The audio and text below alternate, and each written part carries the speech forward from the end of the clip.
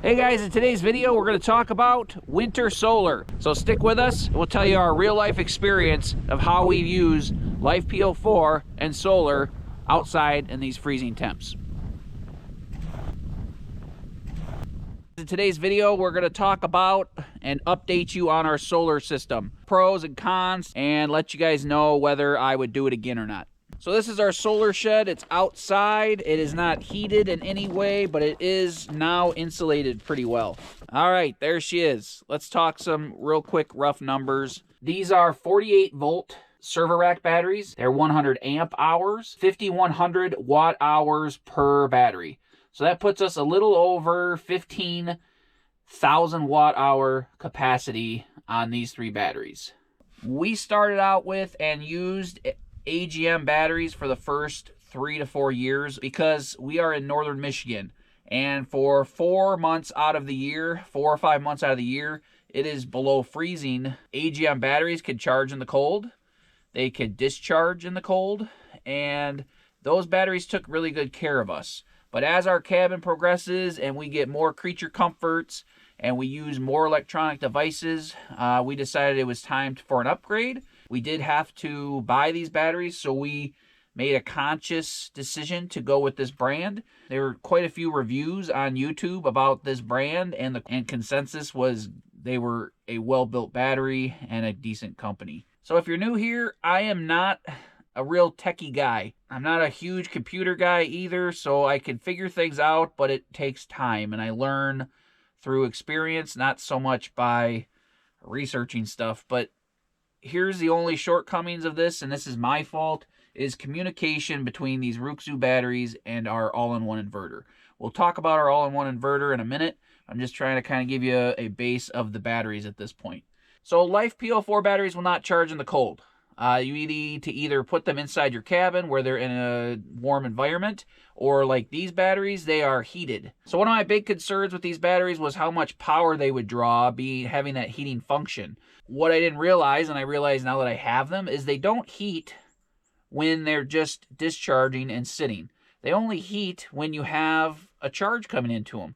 So when we haven't had any solar input for the last 6 to 8 weeks, they haven't been heating. They don't maintain heat while they're not charging. The only time they suck any power to heat is when you're putting a charge on them. So what it would happen is I would turn the generator on, all three would go into an alarm, and then the inverter would push about 800 watts into these batteries, 250 watts per battery, to heat them up. So then they will accept a charge. Knowing that now, that makes me feel a lot better, because if we were drawing 800 watts consistently with these batteries just to keep them above freezing, then our solar would never keep up with that. If these batteries heated full time, they would never keep up, and we would never be able to keep up with that kind of draw of 800 watts full time.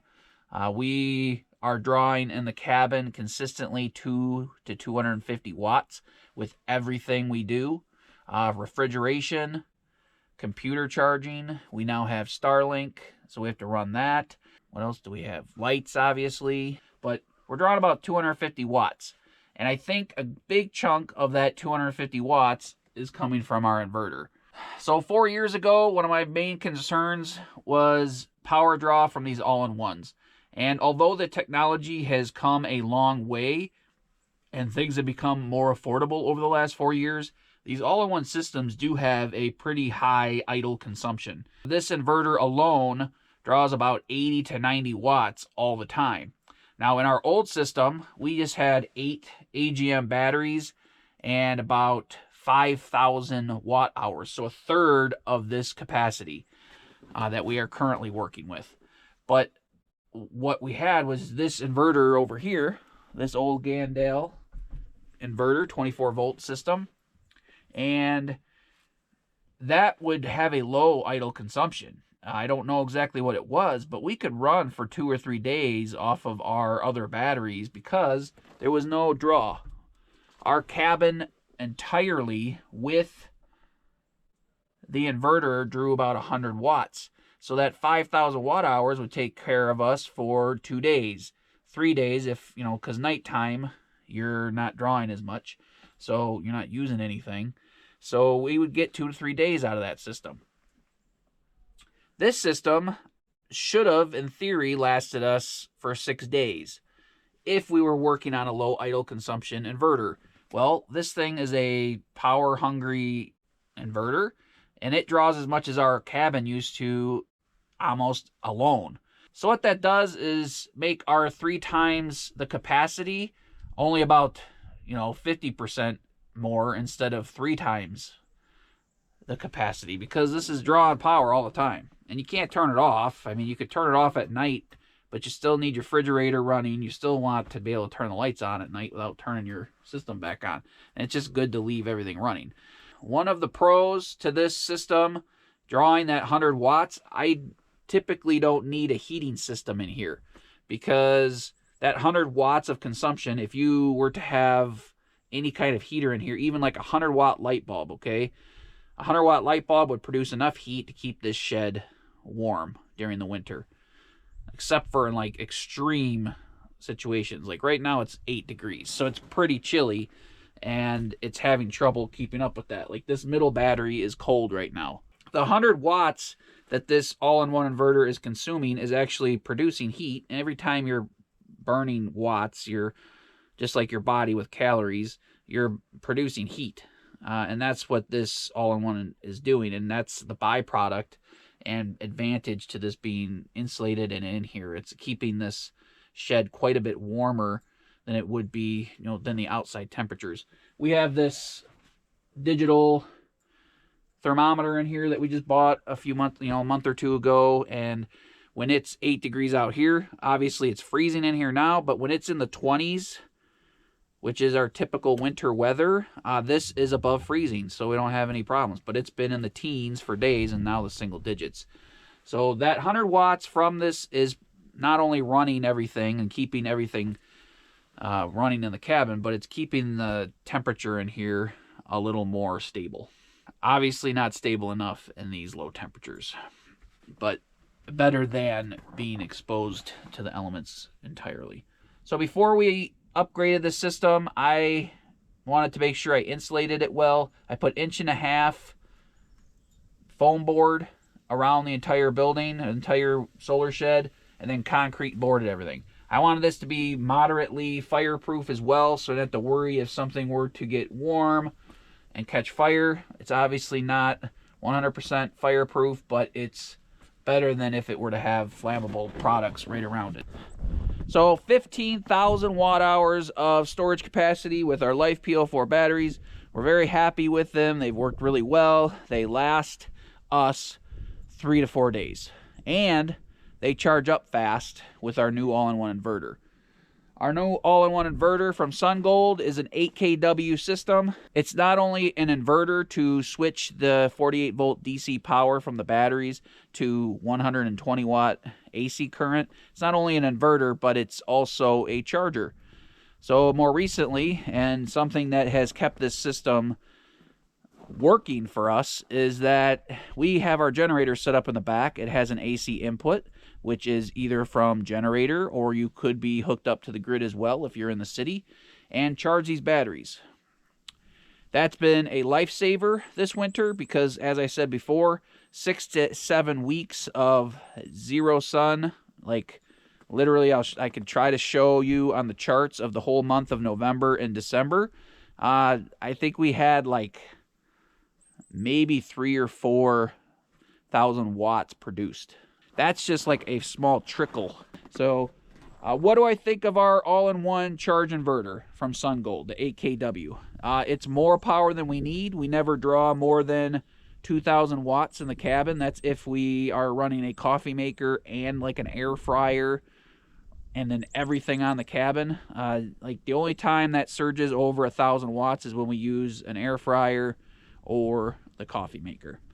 It's way more than we need. It is capable of doing 240 volts, so if you had a well and you had a 240 volt well pump, it could do that. You could run it on split phase. We only have it running on single phase because our cabin is small and simple. Like I said, air fryer 1,000 watts, coffee maker 1,000 watts. Very rarely ever use both of those at the same time, so a couple thousand watts. 99% of the time, we're drawing 200 to 300 watts. And then at night, when everything's turned off, we're drawing under 100 watts in the cabin, plus our all-in-one inverter. We had very minimal solar charging for the months of November and December, but now we're getting into January. We get some real cold temps. The sky clears a little bit, the clouds give way, and we get a little bit of sun here and there. So we could become more distant friends with our generator. I've so far used about 50 gallons of gasoline in the last 2 months to keep our solar charged up because we had no sun. Our 50 gallons at $3 a gallon, it's $150 for 2 months of generator charging. That's the best number I can give you with that. We had 10 gas cans. They were all empty. I took them to town and just filled up 3 or 4 of them, so we have some more reserve. And I'm hoping now that November and December is over, we're in the clear. So batteries, we talked about the all-in-one inverter. Good stuff. It charges good. We can pump about 2,800 watts comfortably into the batteries. And again, that takes 4, 5, maybe 6 hours. If I want to like really make sure they're topped off and all the cells will balance well, I'll maybe run it for an extra couple hours. 4 to 6 hours to charge your batteries to full, and then have 3 or 4 days of silence is great.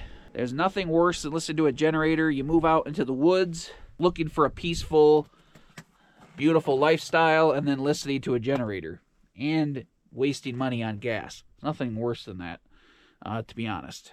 So if you've been here a long time, you know that earlier in our solar adventures, we had pretty good success with our small system. It took really good care of us for 3 to 4 years, and winter wasn't such a big deal. Again, the first year we weren't using much refrigeration in the cabin. Once we started getting more comfortable and wanting more amenities, we started drawing a little more power. But I think the first couple years, and why we had a lot of success, is because we just had more sun. I think it was a cold couple years, really cold, and we saw more sunshine. When the cold temperatures come through, they clear things out, or that's, when there's less clouds, it's cooler out. So we had some success many years ago. The last 2 years, we kind of struggled with limited sunshine for November and December. And I'm sure that's what most people experience up here in the north. Ontario and northern Michigan, UP, and the whole country, we don't see a lot of sunshine during November, December, and most of January too, I guess, but it starts to become more intermittent. So pros to the system: this system charges really well. I can charge it manually. Our old system, I didn't have a good charger. I couldn't really pump a bunch of juice. I could have invested in a charger, but we had such low consumption back then that it wasn't really necessary to have a charger that would force it. We had a small charger that would trickle charge it. That was good enough that we could run with the small inverter generator that we had.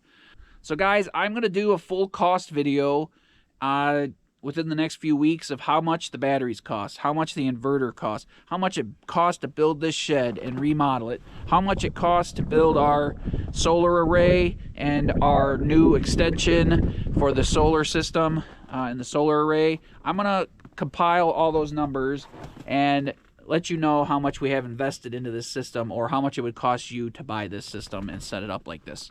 So subscribe so you could look out for that video and see a cost overhaul of this whole system. Now, we keep things pretty simple here and try to keep the budget down, so that'll help you if you are budget savvy and you want to build a system like this. This is what I kind of consider a plug-and-play system. This is a way easier setup than our older system where we had to do a ton of wire crimping and a ton of fuses and a ton of different stuff. This is a pretty good plug-and-play system, in my opinion. Way easier than old school system. So guys, we talked about the batteries. We talked about the all-in-one inverter. We have lots of other videos where we talk about this stuff when we were installing it, so check those videos out. But let's go over to the solar array and I'll tell you what we have going on over here. We started with 1,000 watts of 100 watt, 10 100 watt Renogy panels. That charged our old system pretty good. Again, we had 1/3 of the capacity, or 1/3 of the storage capacity, so 1,000 watts took pretty good care of us.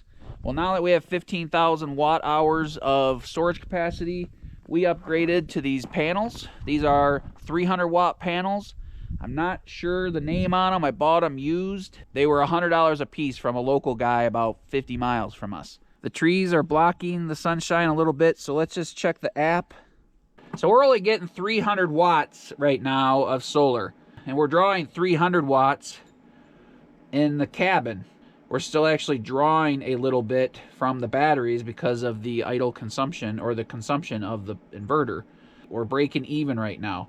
But the sun is behind clouds and trees right now. Once the sun gets over to this opening over here, we'll start seeing a little bit better production. The sun is obviously very low in the horizon right now because it's middle of winter. We're heading in the right direction. We're after the winter solstice, so we're at least heading in the right direction where the sun's going to start coming up on the horizon and come over those trees. So back to our solar panels. We have 12 300 watt panels, so 3,600 watts of solar panels. Again, right now we're only producing 300 watts. That's only 10% capacity. I feel honestly like these should be producing way better. I'm hoping these panels aren't going to be the shortcoming of my system. Again, I purchased these used.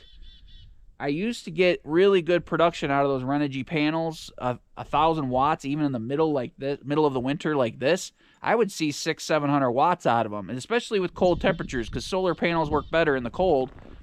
I would get big production out of those Renogy panels, even at the same exact angle, same exact spot.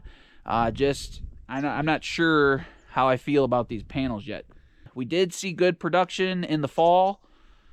Maybe I'm just have too high of expectations with the sun so low on the horizon, but maybe come February and March, I'll see back in the 2,000 watt range to charge this up.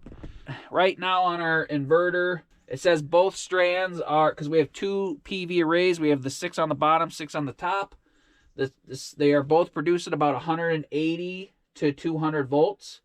This all-in-one inverter requires about 120 volts before it'll actually start pumping some charging into the batteries. Like if we're producing only a couple hundred watts, it'll actually use that power and pump it into the cabin, and we still get to use it. It just won't charge the batteries very well. I was really hoping to get like 1,000 to 2,000 watts today with the sunshine, and maybe these little bit of cloud cover will clear out. It looks very sunny. It is very sunny right now, but we're still only producing about 700 or 800 watts right now. The app for the SunGold is called SolarMan Smart. So the SolarMan Smart app from SunGold updates every couple minutes, and now that I've reset it, we're producing 700 watts from our solar arrays. 300 on one and 400 on the other. And pump about 500 watts into these batteries. So we're getting 240 volts out of both of those arrays right now, which is that's their max voltage cold, so the stuff works better when it's cold. This isn't like a maintenance free or walk away and forget it kind of system. That's the only thing I would say shortcomings of this is not a walk away and forget about it system. My other system, the AGM one, I wouldn't look at for weeks, but I look at this thing every day because of the temperatures. I don't know, guys. I turned the camera off for a minute just to fiddle with this. This battery's not charging, and I don't think we're producing enough power. We're only producing like 700 watts. It should heat up. Like, it should heat up. I mean, it's the one in the middle, so it should be the last one to get cold, to be honest. It discharges faster and seems to be the last one to warm up, which is weird because it's in the middle, so you'd think it would get heat from the bottom and top. But to be honest with you, these are supposed to be set up in master-slave, and the communications are supposed to be set up better. I need to spend a day talking to Ruxu and figure out how I can get this set up better. I mean, they work, but I think they could work better. All right, so pros to this system. It has a huge capacity. I can monitor it very well because of the app and because of the technology. I can monitor how much we're drawing. It's actually logging all of the information from the system, what it's producing, what we're using, everything. It's logging all that, and I'm gonna have charts for the entire year, so that's a pro. The batteries and stuff, these are becoming more and more affordable, so that's a pro. These are actually probably about the same cost per watt hour as AGM batteries now. Each one of these batteries is 5,000 watt hours, and our last system was 5,000 watt hours with the AGMs, and it costs the same as those batteries cost when we purchased those. So the prices are coming down. We'll talk about the whole cost of this setup in a different video, but pros is, you know, I can manage the system and look at it. Cons, I don't feel like I could walk away from this system and not check it out like I used to on the other system. I don't like that. I'm relying on computer technology and stuff that I am not great with personally. Another pro would be that I could add to this system extremely easily. I could buy 2 more batteries and link them into this bus bar and have 10,000 more watt hours for, you know, for 2 batteries, and it would be like a 2 or 3 hour install job, be done. That's including buying the racking and stuff. So that's a huge pro for that. We have tons of videos showing this build and upgrade, showing this build and upgrade. There's like a little 3-part series for the solar stuff, so check that out. I'll link it at the end of this video. Cons, again, little intricate communication issues, and that's just my fault. But if I were to give you any advice, my advice would be to buy batteries and an inverter from the same exact manufacturer. That way the communication setups would be way easier. That's my only struggles, is SunGold doesn't want to walk me through linking this Ruxu to their system, and I don't even know if it's possible. If you were to get SunGold batteries and SunGold inverter, I think it would be super plug and play. They could walk you through hooking it up, easy peasy. I have not, again, my fault, called Ruxu and seen if we could set something up and figure out how to get these to communicate better. It reads the voltage and pumps power into the batteries just fine without the communication setup. It charges them to full when it needs to. It's just not perfect. It's not as streamlined as if you were to buy all from one company or all from one brand. So summary of this, 15,000 watt hours, awesome. So we don't skimp on power consumption. We do whatever we want in the cabin, 3 or 4 days with 15,000 watt hours. Plenty of power with the all-in-one charge inverter from SunGold, the 8kW, more than we need, but it is nice to know it's there if we ever decide we want to upgrade. Very capable, very well priced, in my opinion, equipment.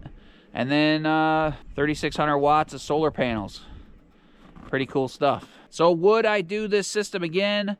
I certainly would. One of the great advantages to this setup is this all-in-one inverter has that charging function.